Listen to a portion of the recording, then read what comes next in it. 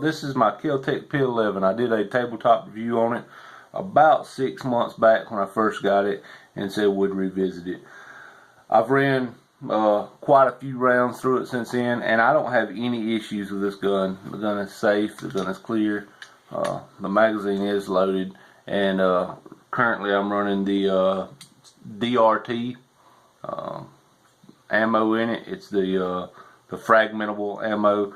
I really like the ammo. I like the test results on it, and there's plenty of videos out there on it. You can check those out anytime, any place. But back to the gun. The gun feeds anything I put through it. I've had 0 failure to fires, 0 failure to ejects, 0 failure to feeds. Everything that I have put in this firearm, it has fired it and it has ran it. Some of the negatives of the gun, and they're negatives to other people, they don't bother me, but some of the other people I have let shoot it because I like to get different opinions. One, the slide is real hard to rack. It does have a heavy spring in it. It does that to reduce the recoil. There's recoil to this gun, but it's not snappy like some of the other ones. It really is manageable, and it's easy to shoot. But it does have a heavy recoil spring in it, and I have found that some people don't like that because, you know, it's hard for them to rack. Usually I hear that more from a female shooter, that the slack is hard. But also it's got a long trigger pull, and it's got a heavy trigger pull. The trigger pull on this gun's around 10 pounds, and it breaks way back here at the back, so you got all this travel to it.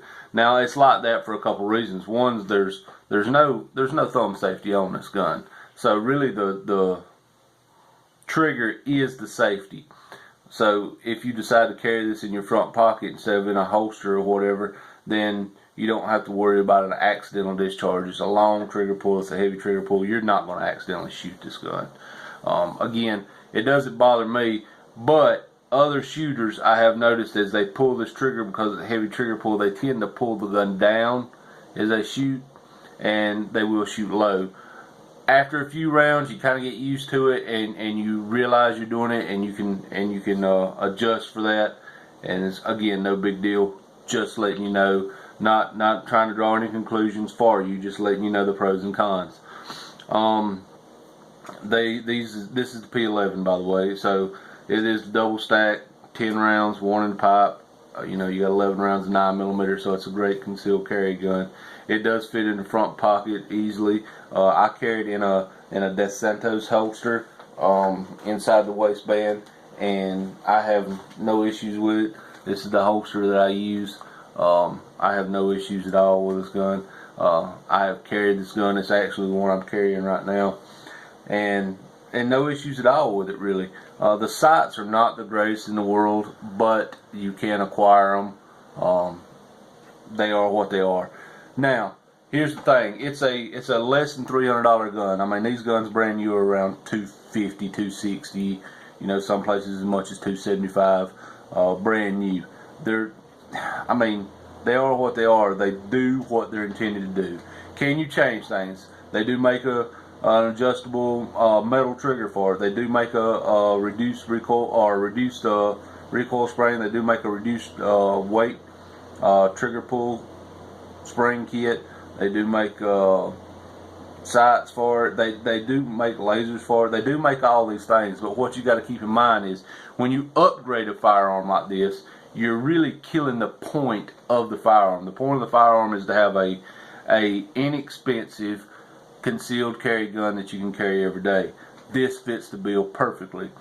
Once you add all these other gizmos to it, once you put the metal adjustable trigger is probably 50 bucks. The reduced weight spring kit in here for the trigger is probably another 20, 30. The metal guide rod is probably another 20 bucks. The reduced recoil spring up here is probably another 20 bucks.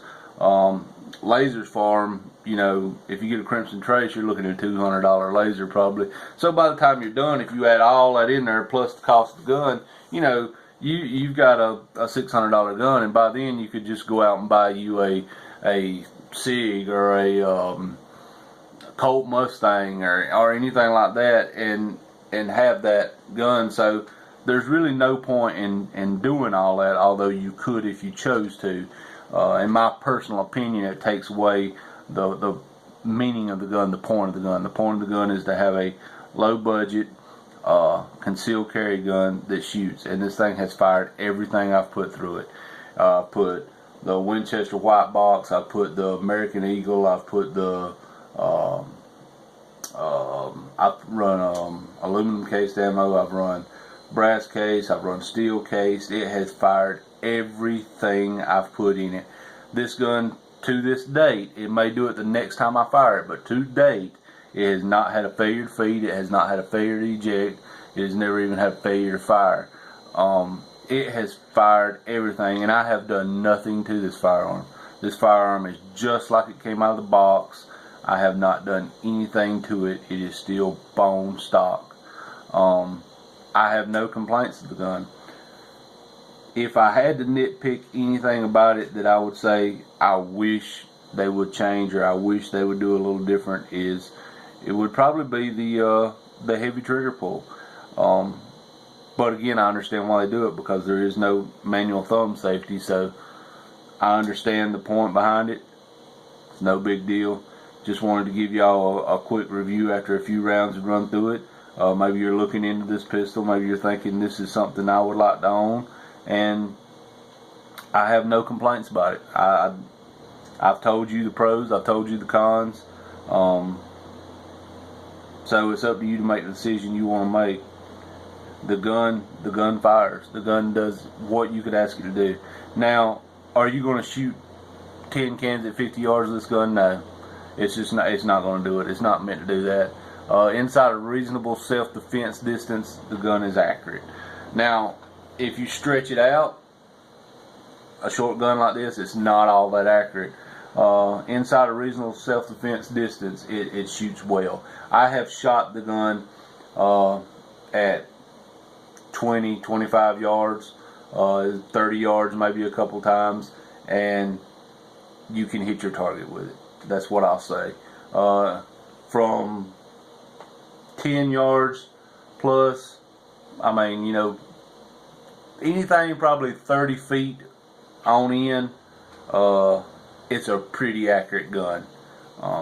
But it's not a target pistol, so that's not what it's for. So a lot of times people have faults with how a gun shoots because they expect unrealistic things from it.